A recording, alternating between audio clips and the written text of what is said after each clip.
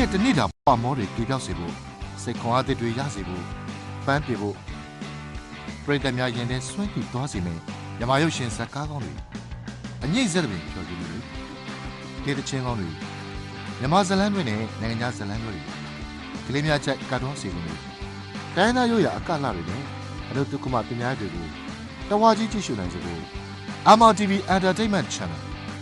ဒါကြောင့်ကျွန်တော်တို့ရဲ့ MRTV Entertainment Channel ကိုအစင်မြဲဖွင့်လှစ်ထားဖို့မမေ့ပါနဲ့ခင်ဗျာကိုမောင်ကိုချစ်မိနေရတဲ့ထွေးမှာသာအခက်အခဲတွေ့နေရတာပါဒီလိုဆိုရင်လည်းကိုမောင်မုန်းပြလိုက်ပေါ့ထွေးပိတ်မုန်းလိုက်ချင်တာပေါ့ကိုမောင်ရေမုန်းရလို့လေခက်နေလားသိရလားဟောဗျာ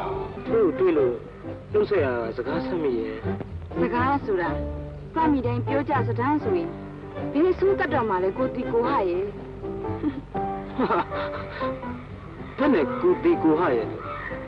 မိအရွယ်ဟာသင်္ခါရကိုတတိဖြစ်ဖို့ကောင်းပါ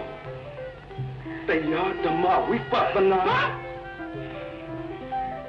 နေချင်ရမပြောပြီးငါမိတ်ဆက်တဲ့ဒီမှာဖြစ်ခဲ့ငါမရဘူးပြန်နဲ့အဖေငတ်နေတဲ့သမီးတယောက်အနေနဲ့ဖေလို့အားရခေါ်လိုက်စမ်းရစေဖေသမီးစကားကဖေအသေးကိုတန်းနေပုံလို့ပါပဲလားဆိုရဲ့